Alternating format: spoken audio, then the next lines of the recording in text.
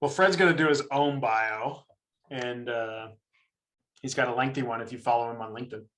Good stuff. That's good stuff. I'll keep it short. That's right. Since Fred does have his own bio, we will turn it over to Fred.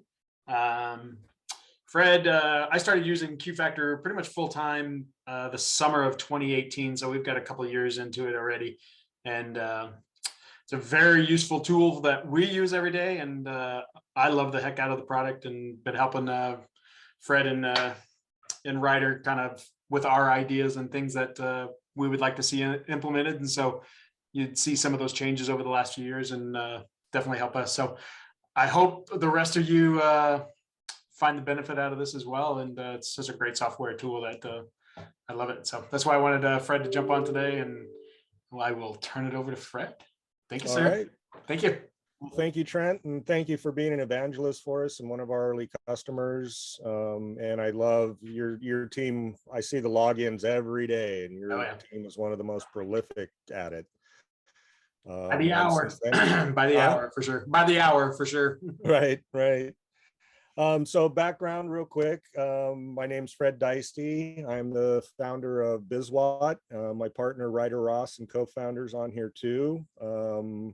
He's the developer. I do everything else. Over time, we have had other employees, but it's kind of ebbed and flowed, especially with the pandemic. So we've got a tight ship right now. My background is, I've been in engineering, hardware and software most of my life. I paid for college swinging a hammer on construction sites. So I've always been very familiar with construction. And when I've needed to find extra work, cabinetry has been one of my fortes, as well as jumping in on any kind of project. And I love the work. And so those two backgrounds have really lended to where I'm at right now with this company and the market we're serving. So I was an industrial engineer for Qualcomm. Landon gave a great presentation last week about processes and procedures. My job at Qualcomm was to figure out how things needed to get built and then write a procedure for it and document it and revise it. And so I really got a lot out of what he was talking about because that is very embedded in my DNA. And I also cut my teeth at McDonald's in high school, and they had a book this thick that sat on the manager's desk. And if there was anything you wanted to know about running a McDonald's, it was detailed in that Bible. If the AC broke, we had to go up on the roof and be the first responder because we couldn't wait for the air conditioning guys to show up. And so we were supposed to take care of the whole building, and that Bible was our roadmap. So I really enjoyed his presentation and think it's very worthwhile. Aside from Qualcomm, I've worked for other startup companies, software and engineering. And then for several years, I worked for a fiber optic construction company and for a commercial solar company. And my job was to take QuickBooks data, extract it, and try to figure out project profitability. And maybe 2 weeks later, we'd have a report for 2-week-old information, which, you know, was like, that didn't do anybody any good. You need to know today where you're at. And so after, you know, doing all that work with Excel and extracting all this information and having enough knowledge about software, I said, we should just build a product around this. And so I met Ryder 5.5 years ago. Oddly enough, we went to the same high school, same hometown, but we're a few years apart. So that was our first introduction to each other. And he's proven to be an invaluable partner in this. And he's built the architecture and the platform that we're running on. And initially, I did not intend to go out to the land survey industry. It was anybody with a project related to a piece of land, and which is a very broad market, almost too broad. And fortunately, I happened to have lunch with a friend of mine, also a friend of Ryder's, who is the CFO for a 35-person, 35-year-old land survey company in town. And when I told her what I was doing, she looked at me and she said, Fred, you got to come in and meet our CEO. He spends 5 hours a day in an Excel spreadsheet managing projects, and nobody knows really what's going on. Okay. And within a half hour of the lunch, I'm meeting the CEO. And within a half hour of that, he's hired me to do soup to nuts analysis of his business. First phone call comes in, I need work, all the way through to completed, invoice delivered, and archived. And in the process of doing that, we were building the roadmap for what became QFactor for land surveyors. And they were a very savvy crew. They used technology. They did a lot of the things Landon talked about a couple months ago, you know, where it was bringing pieces together and trying to track projects with about 8 different applications. That gets unwieldy. And so what we did with QFactor is we decided we're going to go talk to those software applications that most businesses use, bring that information back into one place so somebody can get an update on a project in near real time. And so that launched our business. It launched our focus on a very unique niche market, a very tough one to crack because you guys are so darn busy. You don't pick up the phone and you don't have enough time to save time. And we got going, and it just hit a really nice stride. And as Trent said, we keep building the product. We add new features and functionality based on the feedback from our clients, because this is your application, not ours. And so, so QFactor for land surveyors. We are branching out. We have another product that we started developing 2 years ago, which is targeting the sustainable energy market, based on the same platform, same methodologies, just a little bit different on the code side to meet their specific needs. And so we're out raising money to build that up, as well as continue building up QFactor for land surveyors.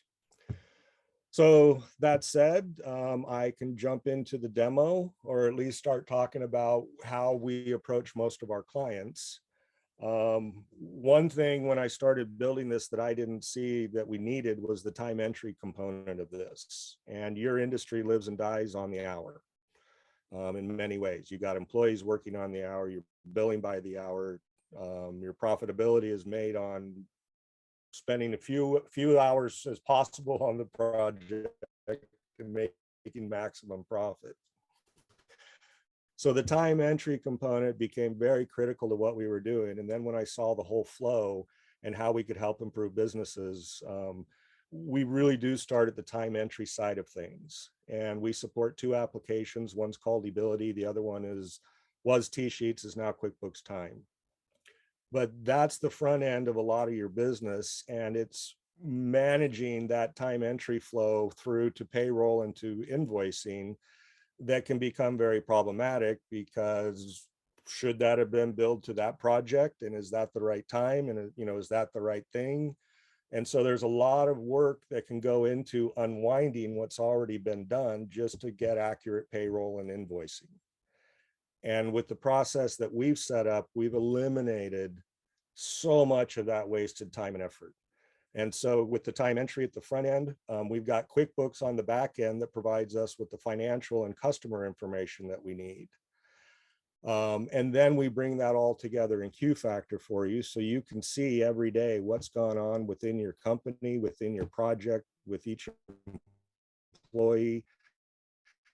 The information is readily available.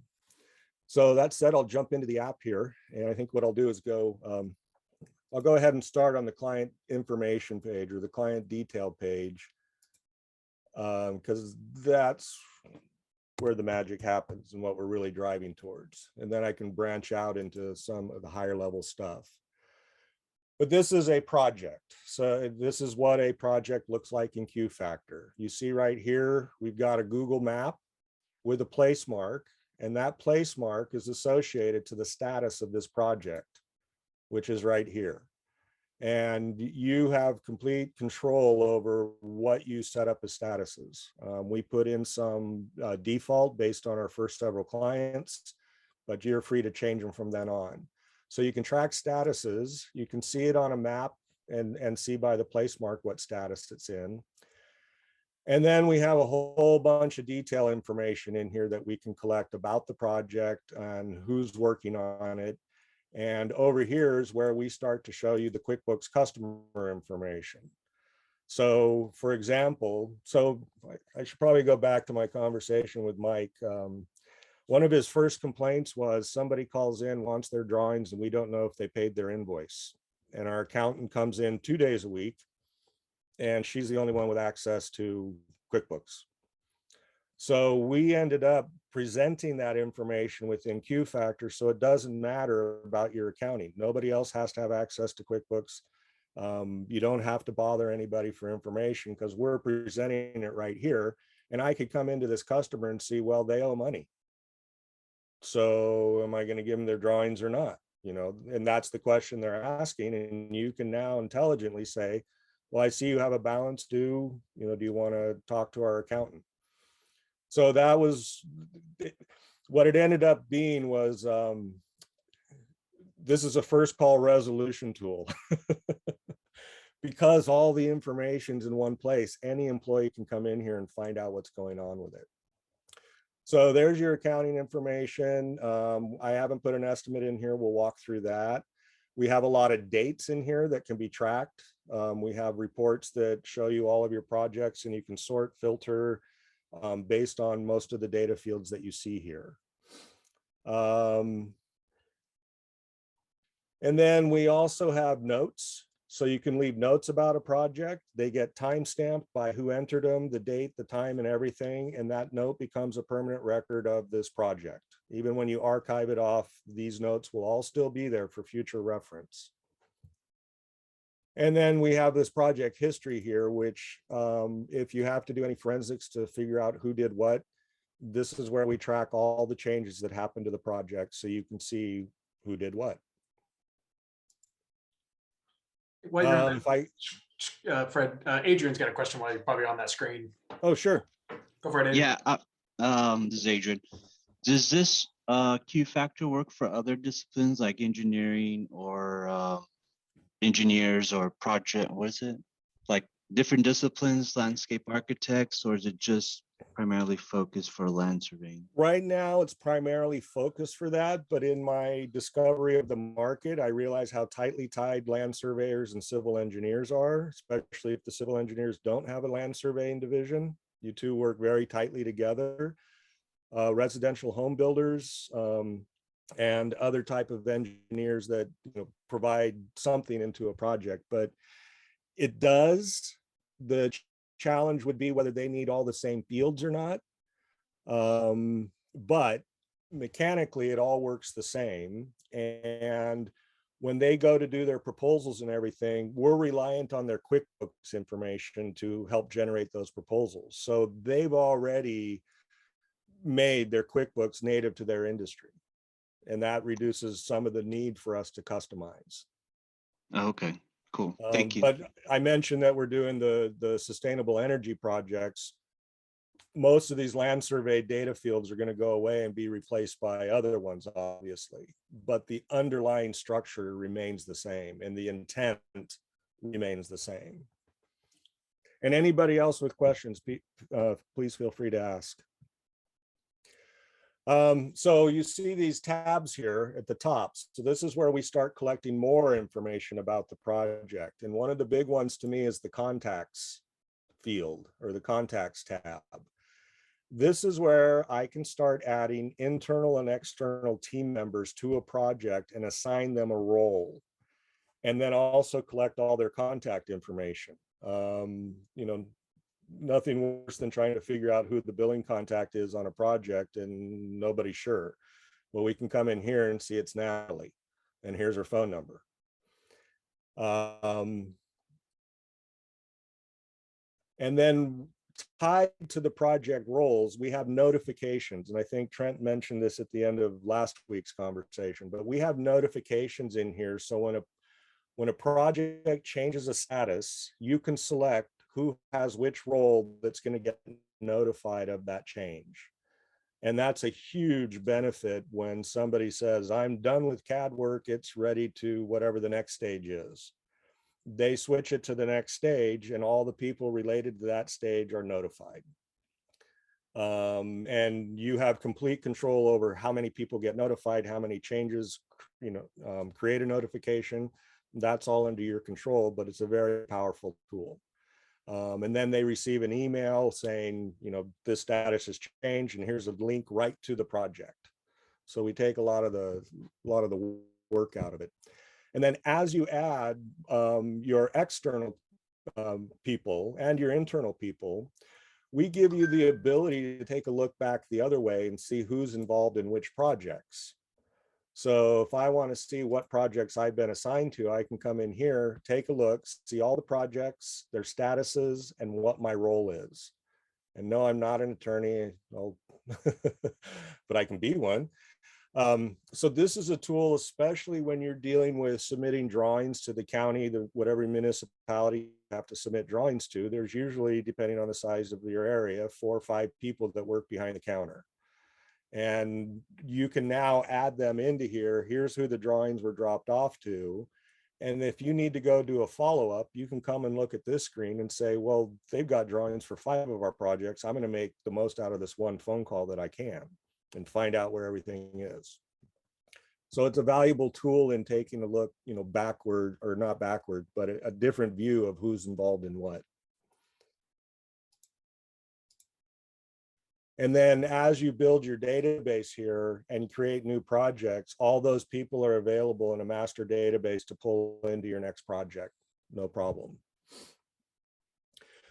Documents are a big one. That's, you guys research documents, you find documents, you create documents, and they're very important to the project. So you can upload all your documents to the individual project. And these are all hosted on Amazon web servers. So we've got rock solid security, data backup, and the limitation on uploading and downloading is really your bandwidth. And then pictures, which paint 1,000 words. I haven't added any in here, but you can add all the pictures you want. I was was it Landon that was talking about the 360 camera? Was that last week? Yeah. So you could conceivably take that, upload it to here, and then have it available for anybody to take a look at. And by the way, all of this works on any device. We built it in a way that we don't have to build an iOS app. We don't have to build an Android app. It works on any web-enabled device with connection. And so this information is available out in the field.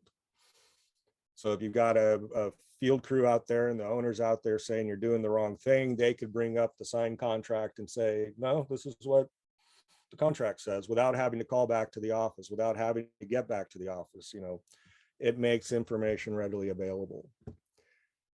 And then when we get into time entries, so time that gets entered into either T-Sheets or Ability within an hour shows up in QFactor. And so I can come into this project and I can say, let's see what Ryder did. So there's all of Ryder's time entries against this project, his activities, which are your QuickBooks service items. So this is what you're billing to or against. So I can see what he did, the dates, his notes, and I highly recommend to everybody who's new to using these applications, copious notes. They don't cost you much, but man, can they come in handy later on, especially when you can search on them. And then we look at billable time and how much time they put into it. And so again, this shows us everything that happens here. But now we want to take this the next step and do a profitability report and compare our actual time entries against what we estimated. And so right now, this isn't showing anything on the estimated side because I deleted it all, but you can see what the time looks like, breaks down by service items here, what the actual hours were, and then we take your QuickBooks billing rate and we extrapolate it out to what your fees should be. And then when we have labor costs, so we know employees' pay rates, we can determine a labor cost and give you a rough ROI on the project. Obviously, this doesn't include overhead, rent, and things that don't directly affect the project, but it's much closer than you would be otherwise. And then down here, we see it broken down by the actual employees, how many hours and how much they got paid. Now, if you're concerned about employees seeing financial information, we do have levels of permission in here, so you can mask financial data as you go up in the pecking order to admin who can see everything. Because anybody that can do math can figure out how much I'm getting paid. And some people are sensitive to that. And so I'm going to go ahead and walk us through putting in a service item and a proposal, because we have a proposal builder in here. This came out, it was our biggest feature after releasing the actual product, because as we worked with our first couple clients, I realized how much time and energy was going into the proposal portion of the business, and how many proposals were actually turning into projects. And Mike was amazing. He had no access to any information that would tell him the number. And I said, "What's your close rate?" And he said 36%. And once I got done entering their data and everything, and we got down to the close rate, it was 36%. But that now gives you something to realize that there's also another 64% that you didn't close. And so we have tools to help you improve upon that, and save you time and money on the proposal side of things. One other thing I learned is a lot of people don't follow up on proposals, and most sales and marketing seminars will tell you that a follow-up phone call or two can increase your close rate by 20%. And if you're closing 30, 40%, 10% more would be incredible. And there are simple ways to go about doing that when you have the right tools in place. So I'm going to go ahead and add a service. So this is all based on templates. So we've created a master list of templates for services and what we call sections. And sections are just paragraphs of information that you want to throw into a proposal that doesn't directly have to do with the estimate. And so I come in here, I'm going to select from our templates. I'll go ahead and do a boundary survey. So right there, I just populated, based on our template, information to get this estimate up and running, as well as the proposal. I can come in here and say, this is 3560 project. I've got some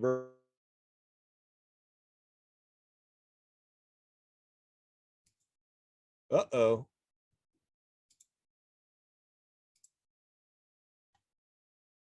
I wonder what. You there, Ryder? I'm looking. It worked before I deleted all the other ones. While you're doing that, I think I have another project we can look at.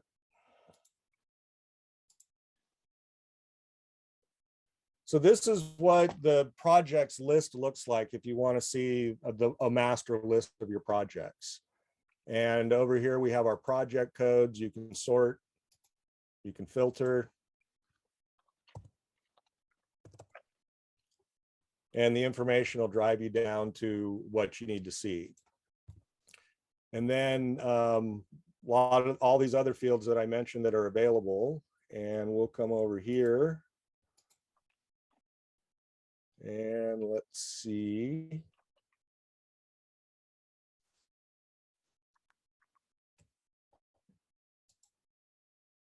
And the question will be if I have time against it.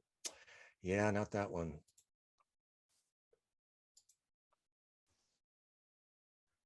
So here's another tool. This is the master time entry list. And so this will show us all time entries for the company based on the date range we have. And I haven't added much in 21, so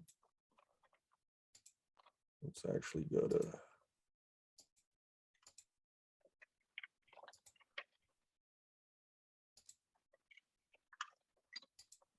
there we go. There we go. So this is where I can see all the time entries against any projects. And there's that forensic surveying one. Interesting. All right, let's go to this one.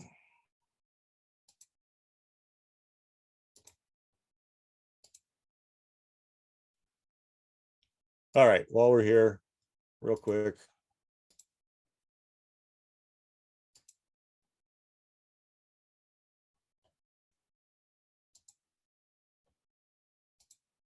Oh, okay, Ryder, we got a problem. Sorry, folks. Wow, this just happened in the last couple hours. Anyway, so work with me. So what would happen there is where we saw the column of, well, I can show you here where we, no, I can't.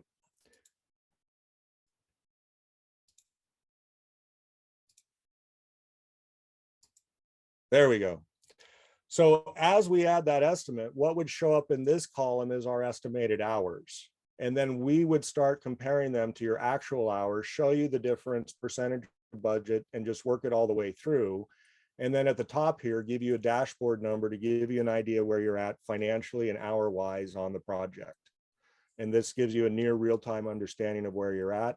It gives you plenty of opportunity that if you look like you're going to go over, you have the opportunity before you go over to contact the customer, explain the situation, and get their approval on extra charges. If you wait until after the fact, that's much harder to do, as you all know. So we'll go ahead and go back to, You want to show the map? oh yes, the map. I can do some share screening too if you want, Fred, on some. Oh, oh shoot, we lost the screen share? No, I'm saying I could do some screen shares on some of those issues you were having. Oh, okay. So, Well, we'll go through this and see if Ryder can figure something out. I don't think it was critical. I mean, it's important, obviously, but we got plenty more to show. So yeah, this map. So as I mentioned on the individual project, we see where that project is on the map with its place mark. This is your master map of all your projects. And again, I can see by place mark where they're at. And in our area, you know, Cambria is, you know, 35, 40 minutes away from San Luis Obispo. No, it's actually longer than that. And when I was talking with my client, the first client, they said, we sent 2 trucks on 2 days for 2 projects that could have been knocked out in 1 day if we'd had it on a map like this and knew it was there. But they didn't know it was there. Or you could have a proposal you're working on and a crew goes by and you can say, hey, stop by the property, take a look. And now you're maximizing time and optimizing the, your employees. And then I can click on these and jump right to the actual project. Or I can come over here and filter out projects. So I don't care about canceled RFPs right now. I just want to see active projects. So I just eliminated, and for one of the services we offer is when we onboard you, we take your QuickBooks customer list and convert it over into projects for QFactor. So you are up and running on day 2 or 3 with all of your QuickBooks customer projects in QFactor and associated to the QuickBooks customer. And that would make this screen much more heavily populated. So the filtering comes in very nicely there. And then another thing is our status chart. So we talked about project management and process flow and procedures. And this was my baby, quite honestly, because I like to watch things move through like a snake eating and, you know, the food working its way through. The idea here is that you want to work everything from left to right. And, you know, as it comes in as a new proposal. So now I have a visibility on how many proposals are sitting there. If I'm the business owner and I see 3 proposals,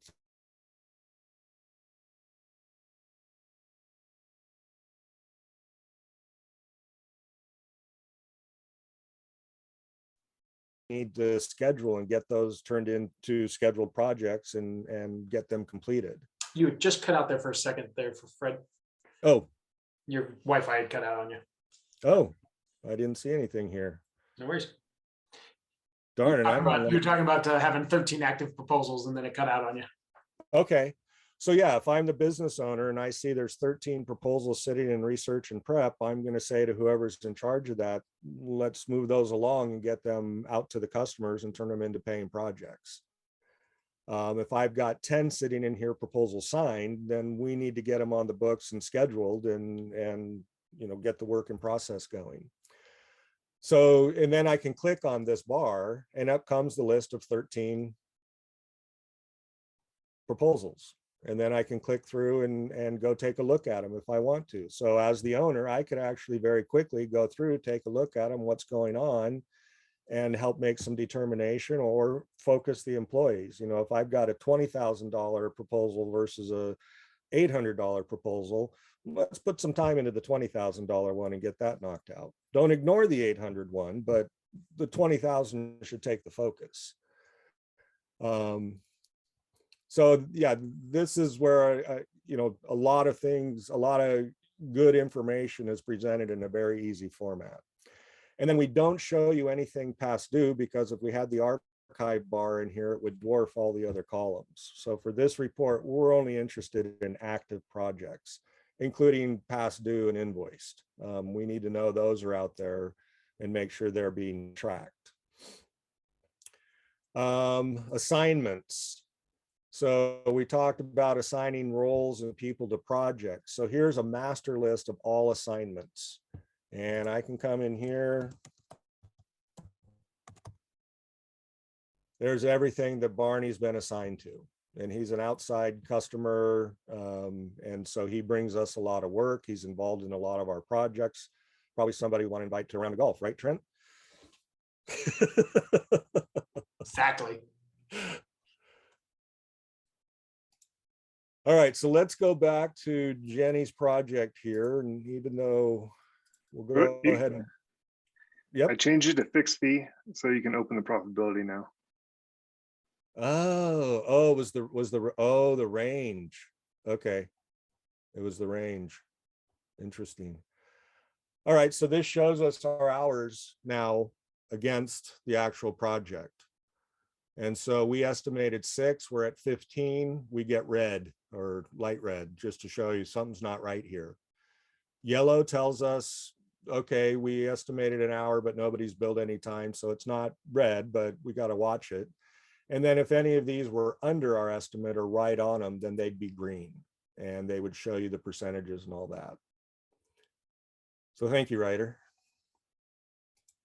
So let's go ahead now and build a proposal. So I'm going to start with the proposal builder. Let's add my header. I'm going to add my letterhead. And so you see these are what are called merge tags that I explained earlier. And if I want to see if I have the right data in here to show there, I can click on show preview. And now those merge tags pulled in all the appropriate information from QFactor. No need to re-enter, no need to retype. As long as it was put in right the first time, it's going to show up here where you need it. And we don't have a project CSS. So I'll get rid of that. We'll change the date to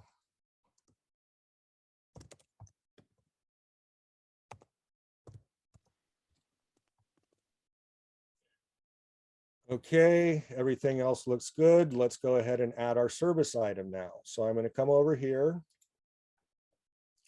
This is the service item we created for the project. I select it. And now it's pulled in here. Now let's add a signature.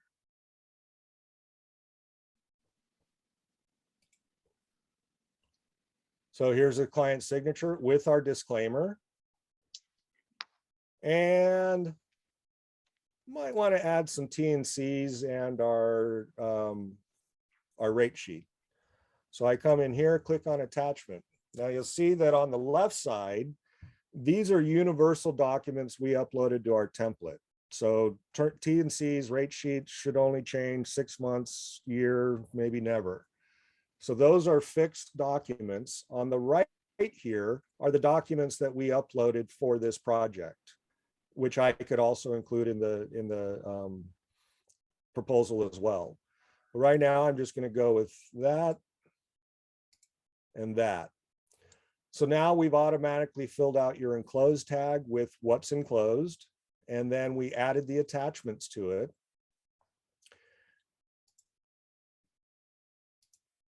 And that gives us a basic proposal. And so now I want to take a look at it. So let's go ahead and save it. And now we'll view it as a PDF.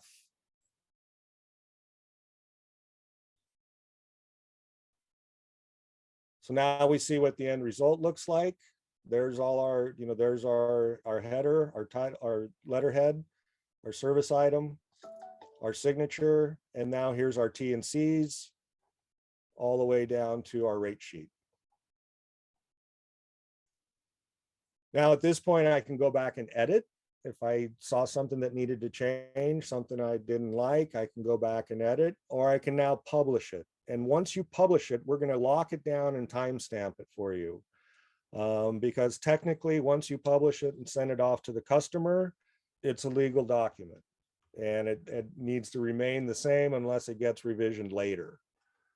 So we lock that down and timestamp it so nobody can come back and inadvertently change something on it.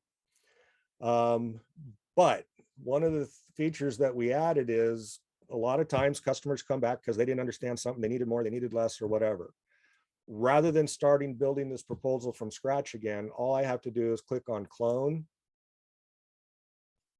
And now I have it. I can make the changes I need, save it, publish it as the new proposal, and send it on its way. But that was a lot less effort to change that than many other ways. And now we'll go back to project, and the proposal's been added to our document list. And so we have this in the works for the future. It's been requested a great deal. Eventually, we're going to have the ability to email this directly to the client out of QFactor, not have to download the PDF, attach it to an email and send it off and follow up on it. We're going to eliminate those steps. And we're going to include electronic signature capabilities. So you can email this directly to the customer from within QFactor. And then most of those signature applications give you feedback of they opened it, they looked at it 5 times until they eventually sign it. But at least if you know they've looked at it and gone back to it a couple times, you now have some intelligence to go, I'm going to call them and see why they're not signing. They've obviously are looking at it and have I can now be proactive without telling them what I saw and just say, hey, is there a question on it? We'd like to get moving on it. We want to get you on our schedule. Now you've got the tools to know what they've been doing in relation to it. And then once they sign it, it would come back as a signed document, get added to QFactor, and then we would automatically change the status and notify people that, hey, they sign, you're good to go. So that covers, one other thing, finances. So we don't get into the details of the invoices against this project, but we do give you general information because the question is, have they been invoiced? Have they paid? How many times have they been invoiced? And if you get into milestone and progress payments, then this becomes a very handy tool to see what's gone on in the history of this project. And so as we can see, we're estimating right now we've got a total of $10,000 in fees. We've only invoiced $6,100. We have unpaid amount and the project's at about 61%. And then I can come right down here and see the dates, the times, the amounts. And now I, as the business owner or a project manager, have some information to go back to the client and say, you haven't paid us. You want us to come out and do stuff, but the information is now here to really manage the client and the project better. And then we have some reporting. So unbilled time. Unbilled time can get very costly because you pay your employees for their time every 2 weeks or so, but you may not invoice your customers in those same time frames. And so you start to build up unbilled time. And so we have a report here that will start showing us where the unbilled time is and allow us to drill down into the project. And then another one is a project billing report. And so this is where I can see how many invoices have been against a project, how much money, how much is due, how much is the service total. So we give you some better reporting tools than you have within QuickBooks that are easy to do here without having to log into QuickBooks. Does anyone have any questions so far? Yeah, I'm kind of at the tail end of it. Anybody? All right, we'll start. There you go. For the invoicing, is there a tab in here where you would create the invoice and send it, or is that separate, like you do it in QuickBooks? That's still done in QuickBooks. Okay. And one of the reasons is unless there's a really good reason to do it, we don't want to replicate functionality of another one of the applications. It doesn't always make sense, but again, there may be cases where it does make sense. But with the time, so the beauty of of all three of these applications tied together is you make changes in QuickBooks, they show up in QFactor and T-Sheets or QuickBooks Time. And then the time that you enter in QuickBooks, I wish they wouldn't have changed the name. T-Sheets was so easy. Exactly. A lot fewer syllables. So I'll just go with T-Sheets.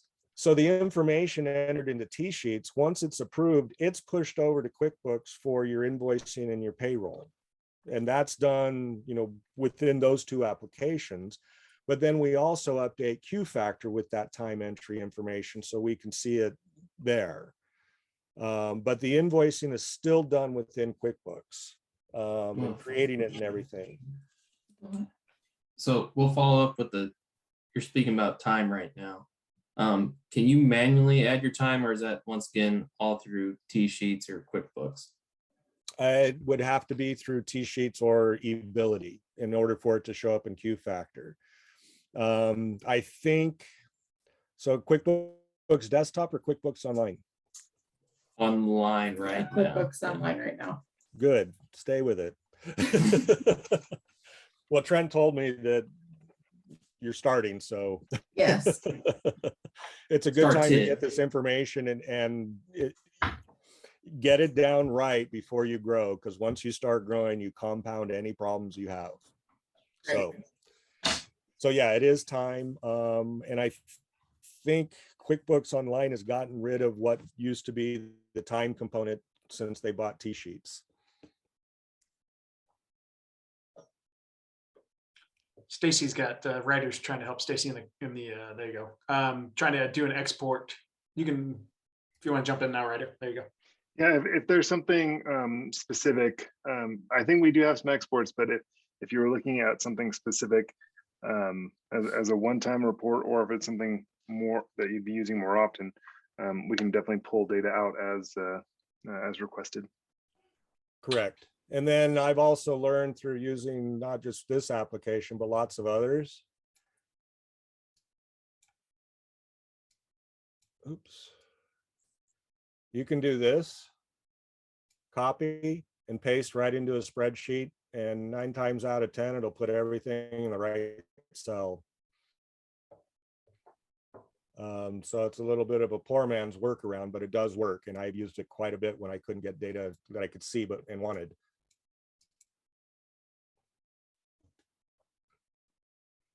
And then speaking of exports and imports, another service that we offer that I'm going through right now is clients that have multiple spreadsheets with project information in it that they want to get into QFactor. And so we do, a lot of Excel database work where we try to normalize the data, align it properly, and then get it uploaded to QFactor. So they have a lot of their history in there.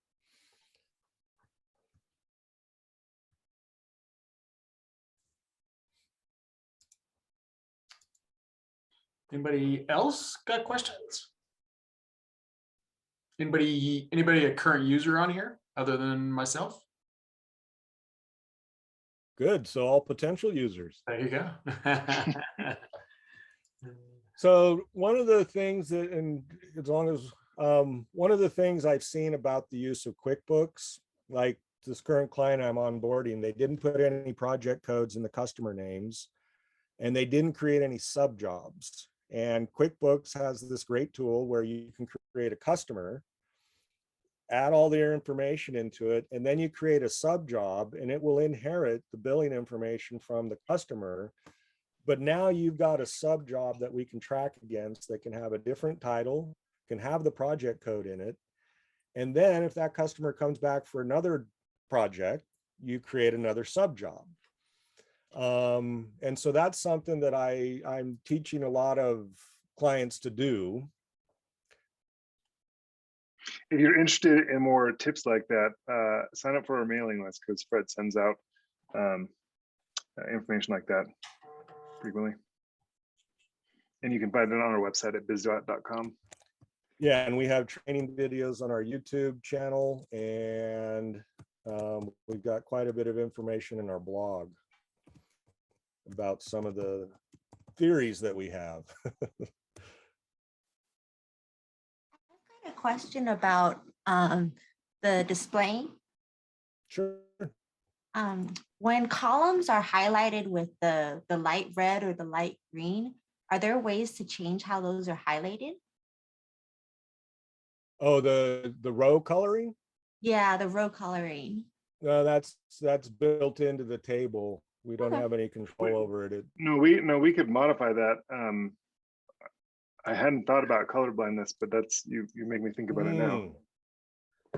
Okay. Good point. Taking a note, Ryder? Yep. That's awesome. And sometimes it's hard to see the different, I don't know, sometimes it's nice when like one of the columns is just like bolded, or like when everything's like red, or like there's something that's green, that maybe one could just be like extra bold, like Yeah. brown, it could be bolded, so that way, like if people have trouble with the colors, then they could just, the green one is the bold one. Okay. Yeah, because Like that. so like right here with City Hall, that's blue. And you don't. No, I think she's talking more about the profitability report. Exactly. Oh. Yep. Sorry. Like a whole thing will be that light pink. Yeah, that's where it could, okay, So, that's like, where it really comes up. Like, so that the fees less labor cost or whatever it is you want the person to like see, like even if this were black and white, like you would see that's Right, that's what you're looking at. right. Okay. Gotcha. That's good. Thank you for that insight. I Yeah, that's great feedback. hadn't even thought of it, or it never came up. So does this seem interesting to any of you that are on this call? Do you think this would help any of you? Nolan says yes. Shannon says yes.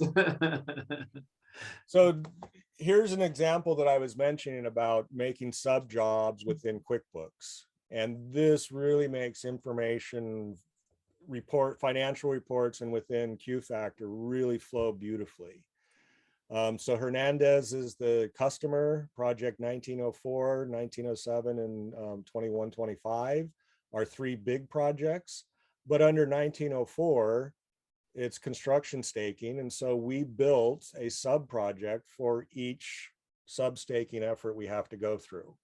And now when we're done with that building layout, we can invoice it, archive it, and move on to the next phase of the project and be able to track everything by those phases. Other customers will stick with one project code because it's associated to where they stored all the documents on their corporate drive. So they will reuse a code over and over again, which as a project manager is like, no, it's a new project. But that's the way they want to do it. So they're the customer. And so they'll then iterate and do like a 19004.1 or A or B, some way to iterate it and then put it underneath, keeping the same project code, but giving us a unique one that we can work with. Go for it, George. Okay, so Fred, as a surveyor with, I don't know, 40 years or so experience with a license, I would say, and I think Trent's heard me say this before, there's a lot of us that are really good surveyors. There are not very many of us that are very good businessmen. And anything we can do to help ourselves keep track of projects and where we are. I mean, I can't tell you the number of times I've been involved with a project that by the time we figured out we're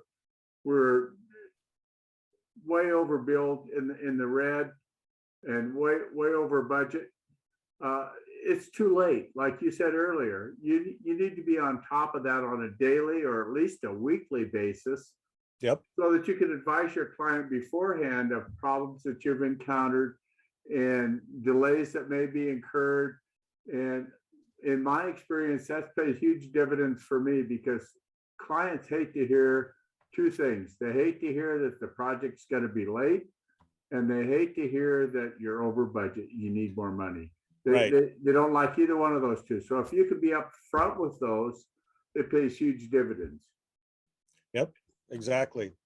And the three primary things are budget, scope, and on time. Yep. And the scope may not change, or the scope may change, but the other two, like you said, are the most important to the client. But then if the scope does change with additional services, that you can communicate ahead of time. Absolutely. And that's the important thing that I've found through my experience is communication with the client during the progress of the project to let them know what's going on, where problems might be, what we may need to change to get the project completed and done on time. It's invaluable, and they appreciate that. They respect that kind of professional advice. They really do. Yes, absolutely. And one of the things that I found that I think we offer different from other companies is we're advisors on T-sheets. We're advisors on QuickBooks. I built this looking at it from the QuickBooks perspective to benefit project managers, but I'm also a project manager, so I looked at it from that perspective. And like with this client I mentioned recently that we're onboarding, husband and wife, they've got 3 crews. They're going through a growth phase. They want to put a 4th crew. They're still paper almost everything. They aren't even doing time entry. And when I took a look at their QuickBooks information, it's like, okay, we got to start there. We got to start with your QuickBooks. And they said to me, they said, look, we went from P3 to QuickBooks. We learned just enough to start billing, and that's all we know. And so we can provide advice and support on how to work all 3 ends of this, the time sheet end of it, the QuickBooks end of it, and then the project management through QFactor. And that's proved to be invaluable. I think, honestly, we've probably made quite a bit more money on extra services, getting customers up and running. And a lot of it's been around QuickBooks, and it's a challenge. Well, I would say, and I bet Trent would agree with me, that timesheets and timesheet entry on a daily basis is probably one of the biggest problems we face as surveyors and running a business, because the client, our employees don't realize that the goal of doing the work is getting paid. Right. And if you don't get paid, what are you there for? Yeah, exactly. I will tell the you, employee's getting paid. He's not worried about whether you're getting paid by your client as much until he doesn't get paid. But I'll tell you, I was going to say, George, with this T-sheet / QuickBooks time, we don't have those problems anymore. It is pretty nice to kind of be able to pull the reports out of the timesheets, and everything's on their phone. It's clock in and out on your phone for the field guys, and can be the same whether office guys can do it on the computer or on the phone as well. But the time tracking side of things is dramatically increased and a lot better by switching over to this. So Yeah. And for the record, we recommend QuickBooks Time or T-Sheets over eBility, like hands, Yeah. like Well, and dramatically. that's, like I said last week, I think I've kept a diary for almost 40 years on a day-to-day basis of what I worked on, how many hours I spent on it, what I was actually doing. And it probably took me 20 years to realize that, hey, I need to enter that time on my timesheet on a daily basis. I think that came about when I was part owner of a business. I started realizing the importance of that. But it doesn't matter. I think you guys are onto a great deal here. I think you've got a great system going, and I think it can immeasurably help a lot of businesses, especially young ones that are starting, because if you start out on the right foot, chances are you're going to keep going on the right foot, and you're increasing your chances of succeeding, because we're always chasing clients that think we work for free or think we're a loan company, and it's not the case. I mean, somehow we've got to become better businessmen. I'm going to say we're all good surveyors. We've got to become better businessmen. We succeed when you guys succeed at business. So that's what we're here to, we're here to help. Exactly. Yeah, Yep. great words, George. Just real quick on the T-sheet side, I know Stacy's got a question in the chat as well, but on the T-sheet side, it's $20 a user. So $20 a month per user, which is, not super expensive. And then I don't know if you want to kind of highlight maybe just some of the average cost to get onboarded on a client, Fred. Are you sure on the T-sheet? I think that's a $20 base and then $8 per employee, unless they changed it recently, which they could have. I just linked on their thing and it's $20 a month plus $10 per user. Yeah, there you go. Okay, so they upped it to 10. So yeah, it's That's on the base. elite. That's the elite one. So it's Right. 10 and 8 on the basic, on the premium side. Yeah. So. And then I wanted to, George, you mentioned, getting the employees to do it. And one of the things that I emphasize is if the boss doesn't buy into doing it, the employees are not going to do it. That's And right. I've seen too many bosses say, hey, put these systems in place. And then it's like, okay, great, you need to log in. I'm not using it. Yeah, No. exactly. Sorry, but, and so what I've emphasized to my clients who are starting on something like T-sheets is there's an approval process in T-sheets. And so the boss, the project manager, whoever is upper in the hierarchy, ask the employees, enter your time before the close of business. That manager must then go in and approve that time, change that time, or reject that time that day, so the employees know somebody's looking and understanding that this is part of a process of moving this along. And so developing the discipline and the habit of entering your time every day. I mean, it's so dang easy on this. Yeah. You can roll out, you can get in the truck, and before you've got it fired up, you could have your time entered and you're done. It's done. You don't have to think 3 days later, wow, what did I do on Tuesday? And that right there has got to make you question all the time that's been entered against the projects. So the sooner it is done, the sooner it is approved and moved along through the process, the better you're going to get the employees to do it on a habitual basis. And then of course, there's got to be some kind of feedback if they don't do it. Yeah. I would agree wholeheartedly with that. And the one question I would ask is, then are any, like you mentioned earlier, you need to put good notes on what you did on your timesheet, because that becomes invaluable later on. We all end up in court at one time or another, or we have a client that asks, well, what the heck did you do? And if you can't go back to notes somewhere and say, hey, I had this crew here on this job, they did this, this, and this, you're in trouble justifying what you did sometimes. And that's why I say I kept a diary, because My memory isn't that good. I can't remember from Monday to Friday, even when I was younger, and I could remember from Monday to Friday. Right. And if you can come into this and print this out and send it, I mean, if a client's really getting Oh, yeah. picky and say, well, what did you do? Well, here, overwhelm them with information instead Exactly. of underwhelming them with no direct answer. Exactly. So, yeah, so there was a question about pricing, and I won't say we're terribly sensitive on it, but what we do is we encourage our clients to get a site license and not a per user, because the goal is to get everybody in the company using the system. And what we do is we start out at about $75 per user, and then we scale that down based on how many employees you have. And then we do have some clients that are solo practitioners that are using it, and they're loving it. You know, I didn't quite expect that, but we've got a couple that just really like having it. They like the proposal builder component of it, and they aren't necessarily using time entry, but all the other features come in very handy for them.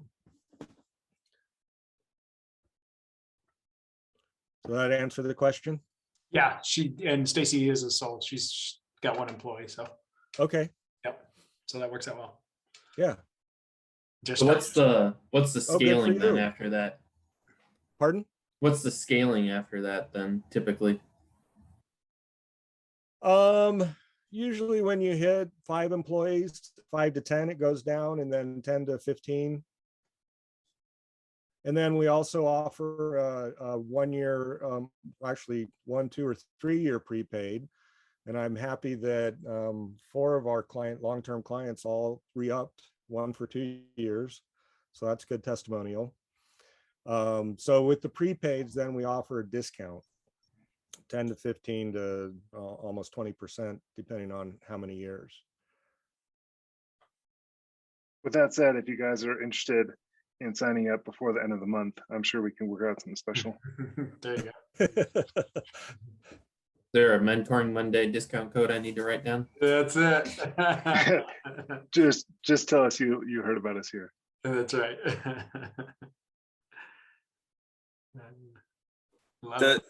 The website's your website mentions that the proposal builder is a premium feature. Does that mean you have different tiers of this service, or are you just calling it? No, I need to probably maybe change that, but no, we aren't doing tiers. We thought at the time that proposal builder would be, you know, a separate premium type of feature, but then we just decided that everybody needs it, so we'll just bake it into the cost.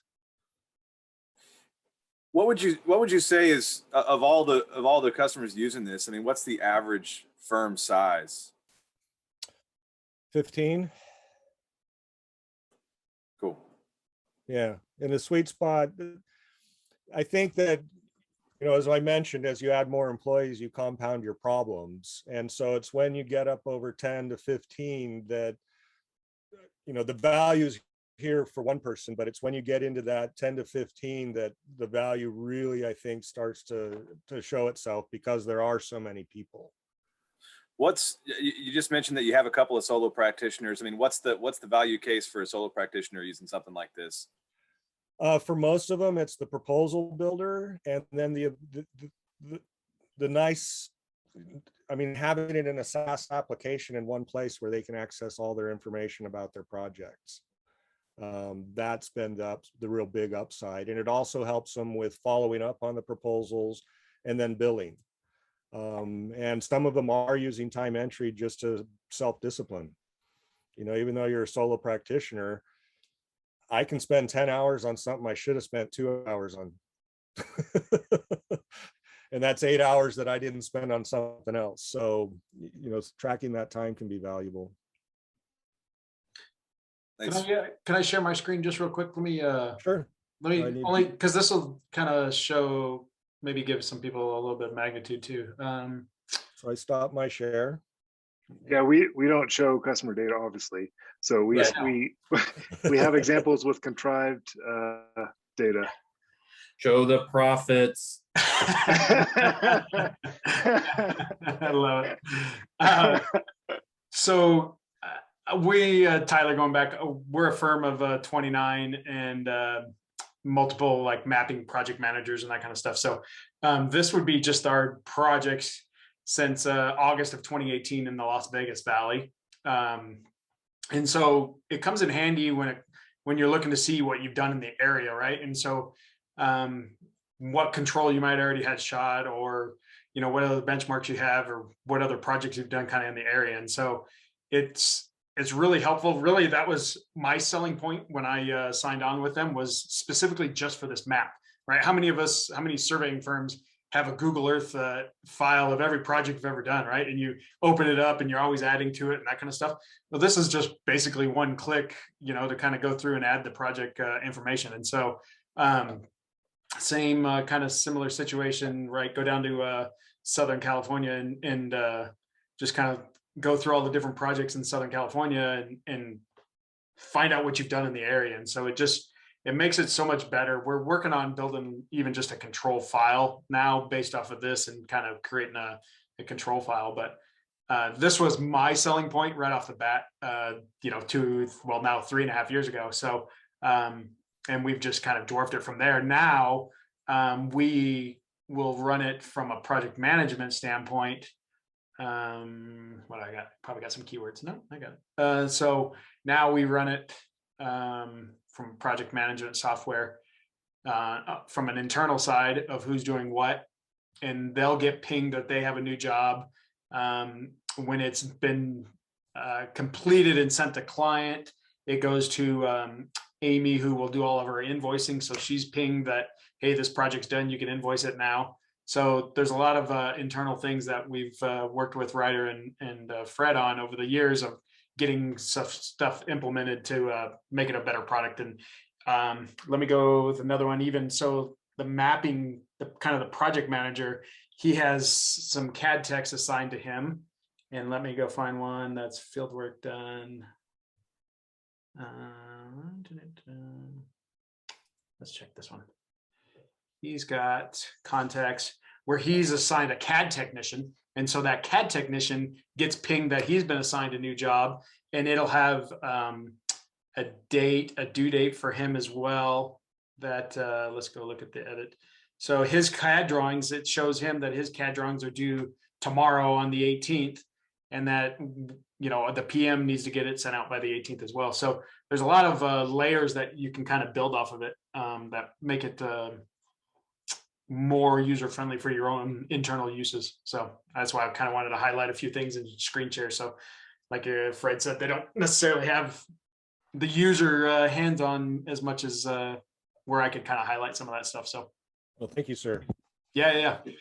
Is there a calendar or anything built into it yet, or no? Like you can see when things are due. That part, yeah, okay. You So can. yeah, I was gonna say you can. So you can go, so this is now sorted by job number. Now you can resort by requested completion date.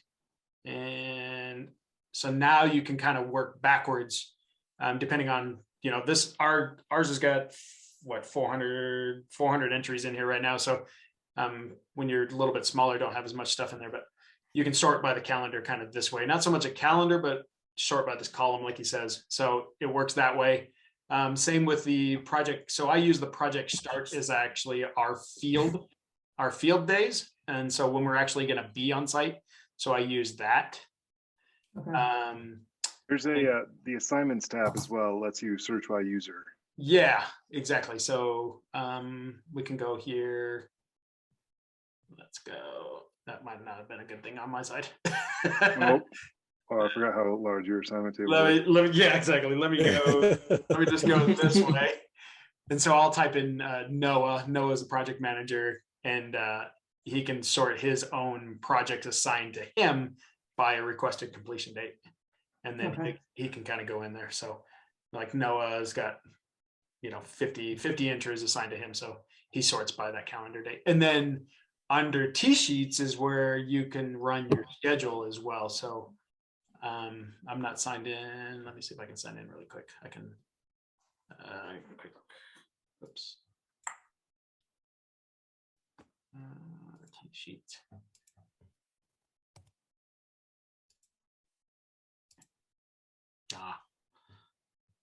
assign them there. Let's go this way. And T-Sheets does have some pretty decent scheduling tools, which we kind of fall back on while we determine what to build of our own for that. So again, there are features in T-Sheets and QuickBooks that we haven't replicated yet, but we may at some point. And the scheduling lends itself to coming into QFactor. But that'll be down the road. Schedule. So here's the schedule side. And this is primarily just the field guys. So this is how we kind of run a scheduling on the field side of things. So you can kind of look, and you can plan it out as far as you want it to go. Let me go backwards so you can kind of see more entries of just like the field topo guys, construction guys, all that kind of stuff. We run their schedule based off of this T-Sheet software. So go for it, Adrian. Can you use this more as a project management tool instead of like all the invoicing stuff? And that's more so of what we use it for, but I'll let Fred probably talk on that. Yeah, that, like I said earlier, we don't handle the invoicing, but from project management, estimating, and all of that is the tracking tool. And then we bring in financial information just to support what's going on with the project. Okay, cool. Are you using QuickBooks or? At our firm, we use Deltek. So Deltek, yes, very familiar with them. Yeah, we're about like 280 size of a company. So okay. But for surveying, we've been using Microsoft Buckets as the managers assigning work to the technicians and stuff. So but the pinging is nice. So I might tell them about this and see if they want to check it out. Well, and we did. Yeah, so we went to. Go ahead, Ryder. There's a delay. We'd love to hear about what your specific frustrations are at a company of that size. So maybe we can connect. Okay, yeah. Well, and when we attended, where we met Trent at the 2018 Nevada, California conference in Reno, and there were several people who were land surveyors within an engineering firm that was using Deltek. And they couldn't stand or work with the Deltek tools. And so we actually did take a look at whether we could build an API into Deltek and make it, usable for the land survey team to have QFactor, but not be completely isolated from Deltek. Because as soon as you present that barrier, then management goes, well, no, if they don't talk. Yeah. I think management says that. So we have looked at that in the past. Yeah. We've looked at it in the past and just didn't get enough groundswell to make it worth our effort. But with, we can always, I've got a list of those people, and if we get to that point, then maybe we can do it. Because I see a niche there. I do see a niche there. And a lot of big civil engineering firms are on Deltek. They seem to dominate that market. Gotcha. Anybody else have more specific questions? Helpful? I mean, it's definitely, it's been a great tool for us. And like I said, we're in that, like he says, that sweet spot, 15, 20. And I think probably when we got on board with you, we were probably in that 15 employee range, I guess, a few years ago. So that probably is that kind of that sweet spot. So when you get tired of Excel spreadsheets and Word docs to keep track of stuff. Well, and as I was telling Trent before everybody came on, one of the clients that we signed up last year is a private land survey subsidiary of a public company that does mortgages, real estate, and they wanted a vertical opportunity, and so they started a land survey company. Went with a different product, found us, we were better, so they stayed with us. And their goal was to really roll out and grow quickly. And right now they're going through about 13 M&As of smaller survey companies to pull them in under one umbrella. And QFactor is critical for them to be able to achieve that quickly and successfully.